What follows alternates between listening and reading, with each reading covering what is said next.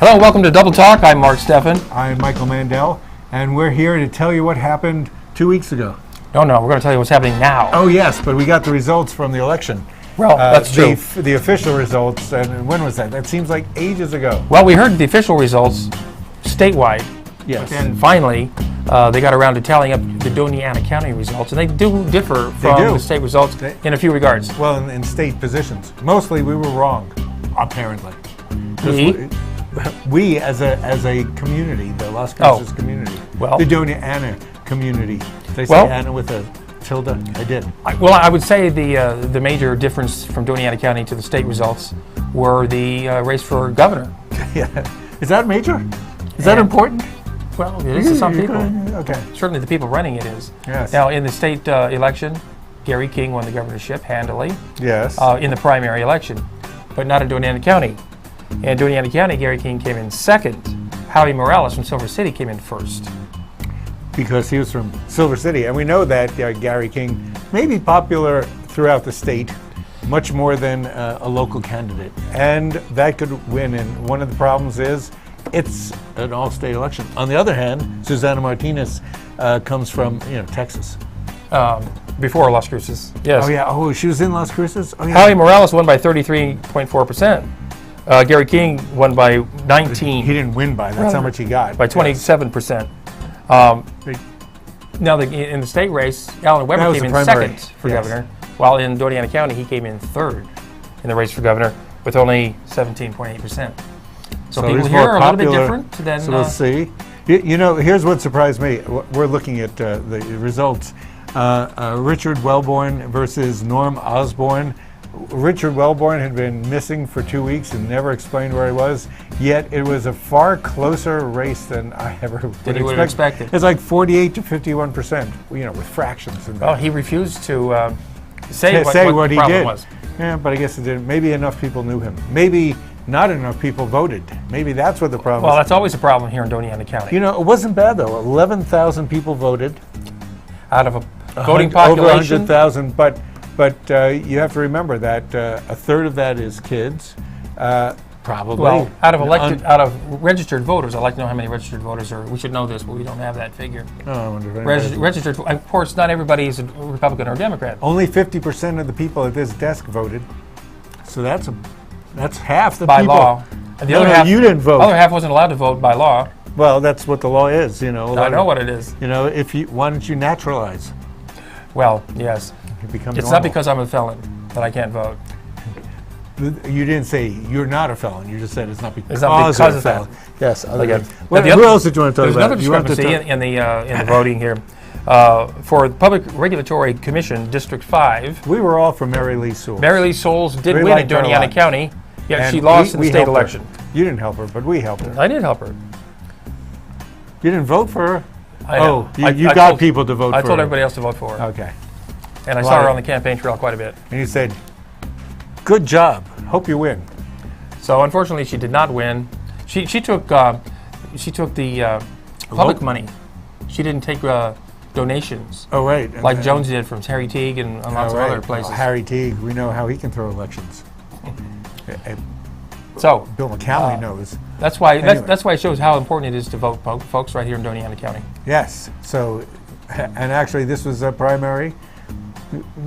People are wishy-washy on that. Not everybody knows everybody. There's not enough money going into the TV, which is where you get all your information from. Well, it will be soon. And it's coming up. As soon as the elections primaries stop, now everybody knows who they're fighting against. They're throwing the money into, whitewashing everybody. Now, you wonder what politicians' palms had to be greased for Pegasus to return, or at least threaten to return. Well, this is a local thing, and it's been being bounced around forever. And they did wait until the elections were in, and they did wait until they knew they can get in. Is it going to be good? I mean, anytime you throw $1 billion in a small county like ours. Well, they came to Las Cruces first, and they didn't go over here. So then they went to Hobbs area, and they kicked them out of there. Albuquerque wanted nothing to do with him. They didn't seem legitimate. They didn't even have an address for their business and a P.O. box and 2 employees. In this world of internet, you don't really have to have a physical place. You're in the cloud. Well, if you're a billion-dollar corporation, you'd think there'd be a little bit more presence. No, then you have to spend money on pens and staplers and Well, paper those are clips. business expenses. They're all tax deductible. Yes, but then you need a place to put them. That would mean you'd have to have a physical address.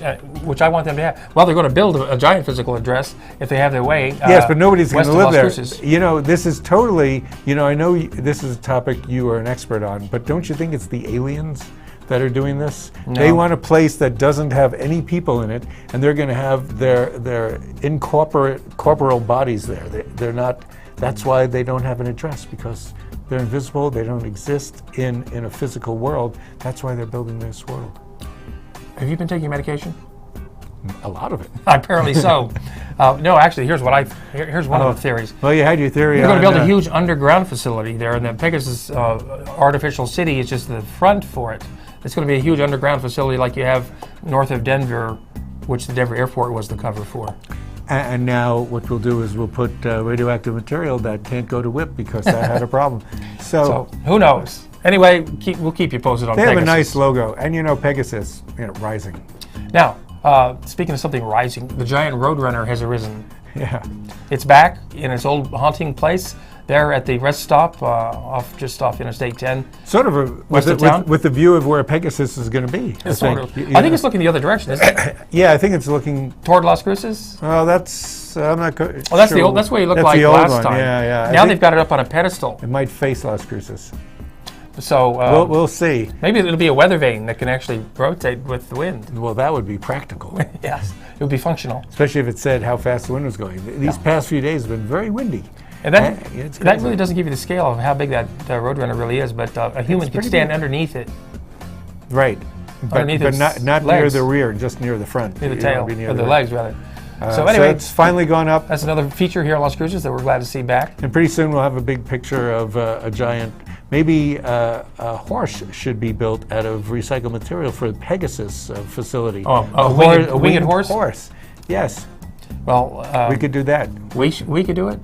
No, we Shouldn't get the Pegasus people do it with their own? no. We get the guy who did the Roadrunner. What was his name? We know.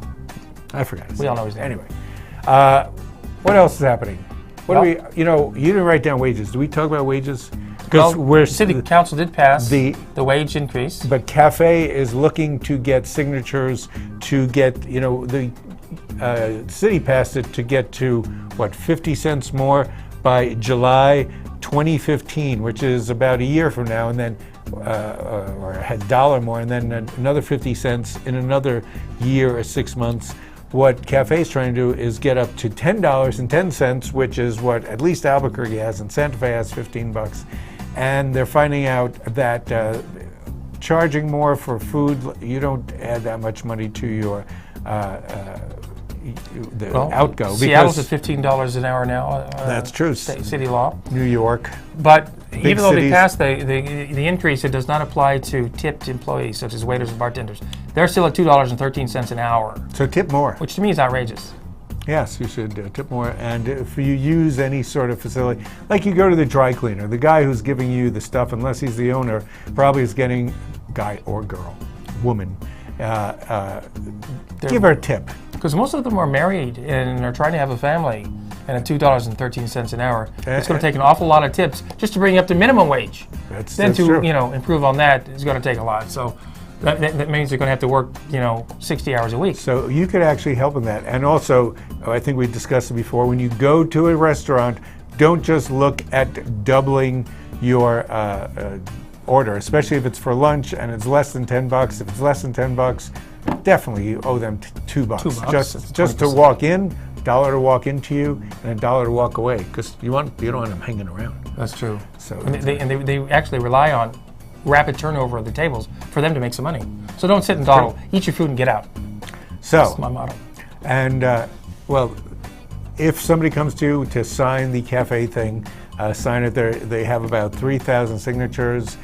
They need about 2,300 valid ones. So who knows? Do you have to be a registered voter to sign this, or just a resident, You need a citizen? to be a registered voter because it goes to the voting sheets, and you have to be in the city because it goes to city council. Live in the city, okay. Yes, live in the city. They're trying to get 10,000 signatures by the 17th, which is coming up rapidly. Yes. So if you see them asking for your signature, just go sign it. You know what? Even if you don't want the minimum wage raised, it just gets it on the agenda so you can vote against it. Sure. There it is. Coming up, we have Father's Day this weekend, tomorrow. Yes, we do. And we're not wearing our ties. You know, Mother's Day is the one that gets all the attention. Everybody seems to ignore Father's Day. Well, mothers do all the work. It's always easier to get a table on Father's Day in a restaurant than it is on Mother's Day. That's why we never took our mothers out on Mother's Day, because it's not worth it. We go the night before. I want to hear you get We go out the of night this before, thing. the restaurants the are night fully before. stocked and You there's nobody really there. trick everybody. That's right. Well, in Father's Day, the bars are all packed because all the fathers And they're there trying to get watching away whatever from their game is kids. on. Yeah. So anyway, respect your father. Take him out. Buy him something other than a tie for a change. But there was a poetry reading. What is there other than ties? Well, ask him what he'd like for a change. A hat? Nobody wears hats. Ask him. Buy him a bottle of Chivas Regal. That's right, or a single malt scotch. Oh, single malt scotch. Now, isn't there a Father's Day? There's a Father's Day poetry reading tomorrow at 3 o'clock at Napolito's. Which one? The gallery on Mesquite. In the gallery next to Napolito's restaurant. So you can actually take your dad out to lunch. And what time's the late reading? The reading's at 3 o'clock. 3 o'clock. So linger around and go there. Sure. Now, nobody goes to Napolito's speaking anymore. of having lunch, you know why? Wait. Because there's too many Mexican restaurants. So, there's so many to try. Although there are a lot of people who are very loyal to Napolito's. People who have been here for 30 years love Napolito's. That's true. So many others. Now, before we run out of time. Yes. Are we running out of time? You want to talk about Mediterranean restaurants for a change. Yes, because it's the summer. And there's a little review about ID, which is International Delights. Into this week's paper. Inconsistency. They have been around for so long. Did they start the Mediterranean trend, or was it Tiffany's? No, it was the fellow that Oh, there's a guy on Locust. Remember? Yes, that's right. Kasbah. He started it. Years ago. And then he left, and ID came in. International Delights came along. Tiffany came up from the guy They're more from Greek. Which is Mediterranean. Yeah, on Santorini, on University. We're talking hummus and gyros and things on a Baba spit. ganoush. Yes. So, give those restaurants well, the point is, Mediterranean restaurants are good in hot weather. We talked a lot about yogurt. Pho restaurants when it's hot. Vietnamese. Did I pronounce that right this time? You did. Oh, got it. And nobody wants hot soup in the summer. You can get other dishes there, but you focus on hummus, baba ganoush, the yogurt dips. Santorini is pretty darn good. The one on University. I like them. And they have good chicken. We were following Sheba when it was first starting to see when it would get started. Are they still open? I think they're still open. They might have a loyal following among the Muslim community, and we should go back and try it because they've lasted this long. If they've lasted. We've just got a minute or so. We want to mention the fact that there's two plays in town on stage right now. 9. At the at the University. You've got 9. That's the easiest one to say. That's the musical version of the Fellini film 8½. Right, and it's very sexy, interesting. Heard it was pretty good.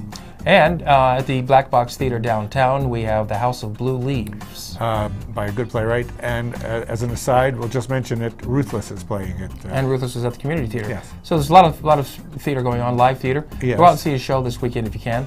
And they're going to be on next week too, and we'll mention it then as well. Now, coming up in the second half of the show, I'll be starting my series on service organizations in Las Cruces. And I'll be joined by a special guest from the Kiwanis Club. John Northcutt will be joining me, and we'll be talking all about Kiwanis International. Kiwanis. If it were French, the S would be silent, I believe. Kiwani? Yes, but that's it's plural. not. It's Native American. So we'll hear more about that. We'll be right back with that after these words.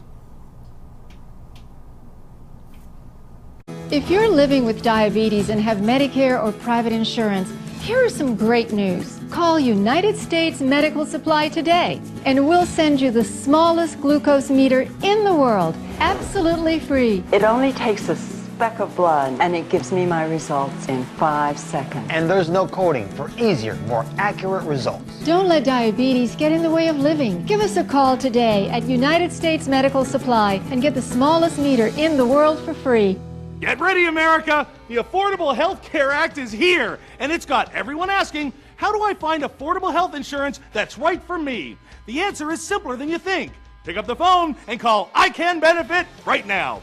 Waiting for you is insurance agents who understand healthcare reform and can help you find the right plan to take care of you and your family's health. Don't wait. Call now and get the answers you deserve and a price you'll love. Call toll-free 1-800-426-2163.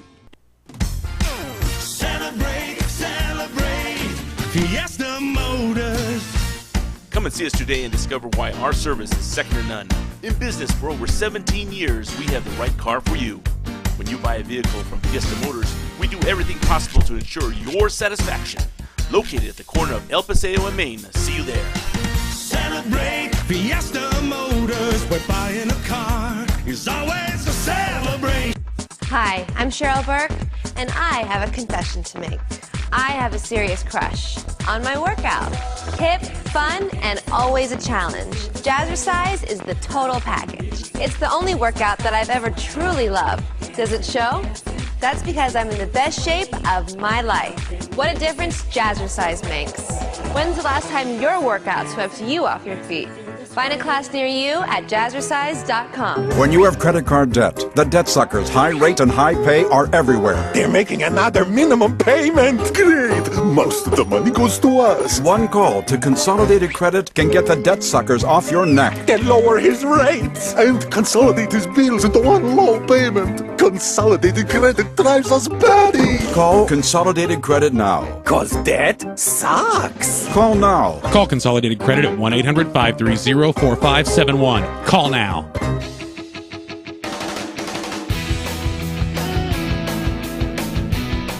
And we're back. Thanks for joining us right here on Double Talk. I'm Mark Steffen. And joining me in the second half of the show is John B. Northcutt. He's with the Las Cruces Kiwanis Club. And as I mentioned earlier, I'll be doing an ongoing series of local service organizations. And we just happen to be starting off with the Kiwanis Club. Oh, thank you, Mark. Thanks for joining us. Unfortunately, I'm going to have to correct you right up the front. Yes. I'm with the Mesilla Valley Kiwanis Club. Valley? We have 3 clubs here in town. One is the Las Cruces Club. Okay. And the other is Sun Country Club. Now, is there that large a need for 3 Kiwanis clubs? At one time in this town, each of those 3 clubs were 45 to 100 members each. Yes. It's kind of Not come so much down, as much, but you know, everybody wants to keep their bell and their history. So, yeah, we just get together and we help each other out. What does the Kiwanis Club do? Well, okay, we have a slogan. The old slogan is one child, one community at a time. And now we've switched that over to serving the children of the world. We're an international organization. And that's what Kiwanis is all about, is working with the kids, helping the communities. In what way do you help the kids? Well, we try and raise money. We work with the number of the schools doing pancake breakfasts and their PTOs, and that money, other than supply money, goes directly to them for whatever projects they want. In the school system? In the individual schools. To take up for what they don't get in tax money, I guess. Yeah, so, you know, it's a good thing. Coming up this Saturday is the Las Cruces Club. Will have its Cars for Kids in Young Park. I saw that mentioned in the newspaper this week. And it's free. So come on out. There's pancake breakfast at 8 o'clock in the morning. I guess Kiwanis are known for doing pancakes. That's right. And that's free too, the pancake breakfast? No, that's how the club's going to raise a little money to do some projects. That's good. That's good. Yeah. Now, we were trying to figure out what the word Kiwanis actually means. And we've figured out that it's an Ojibwe word that means we build, essentially. That's very good. It's better than what I had you. Kiwanis was founded, we're coming on our 100-year anniversary. We were founded in 1915 in Detroit. A couple of businessmen got together and said, we want to create a service club. And it has grown and grown and grown. I'll get my cheat sheet here. Currently, we have 8,400 clubs throughout the world in 96 nations. And they all have the same mandate. We all have the same mandate. And right now we have about 606,800 active members. And the amazing thing is that we have what we call the Kiwanis family. We have clubs for people in the university. That's the Circle K. We have one out here at New Mexico State. We have 4 Key Clubs, and the Key Club is the Kiwanis Club for high school students. And we have 4 of those in town. They're very active. Now, I remember the Key Club when I was in high school. And I was never sure how the Key Club members were selected. Key Club, you just let them know you want to join, and you join the Key Club. They do, some recruitment in their local high schools. They have a great time. All the Key Clubs get together. Kiwanis is based around districts and divisions. And so they also base around this. So these kids get together and they go to their convention and have a great time and meet other things. And one of the things we do for the kids is work on helping them with leadership and developing the next generation of leaders. Now, aren't there Key Club conventions? There are Key Club conventions. They go to those. They just went and had a ball. I always assumed that the Key Club members were the sons and daughters of Key Club, of Kiwanis members. Is that true? That is not true. They join Key Club, and part of their social programs and wanting to do service projects within their school and helping it. And we rely a lot on our Key Clubbers coming out and helping the Kiwanis. Right now, we actually have more active Key Clubbers than we have active Kiwanians. That's amazing. That sounds like a good thing, really. Yeah. Because they're the new upcoming Kiwanis members, basically. Yeah, just got to reach out to, if you were a former Key Club member or former Circle K, come on down and join and become a Kiwanian. Well, when I went to college, I was never a part of Circle K, but I did shop in my local Circle K convenience store. But that's not the same thing. Thanks a lot. Now, what other activities do the other clubs have upcoming? Well, I mentioned Cars for Kids. That's coming up. Our club will be way out, but Renaissance Fair. We always have a booth down for the children in the children's realm, Dragon Toss. One of our projects in my club is what we call the Reading Dragon. We really put a lot of effort into collecting books, getting books in kids' hands, and for that they come and every kid wins. Every kid walks away with a book. That's what we want. We want literacy here in Las Cruces. So that's our big gun. Sun Country, their big deal is they do a fish fry. And so each one of us kind of has one big project that we are known for. Do you know when the fish fry is? You would ask. Sounds like something I might want to take part in. It's around each time around Lent, and it's they meet out at Good Samaritan, and that fish fries out at Good Samaritan. Okay, and so these activities are publicized, and so check your local papers for that information. And if somebody wanted to join the Kiwanis Club, how would they do that? All they have to do is here for Las Cruces. We got 3 clubs. The Las Cruces Club meets on Monday evenings about 5:30 out at IHOP on the old IHOP out by Sam's Club. We meet about between 11:30 and 12. We started meeting see the Valley Kiwanis, and we meet at the Main Street Bistro.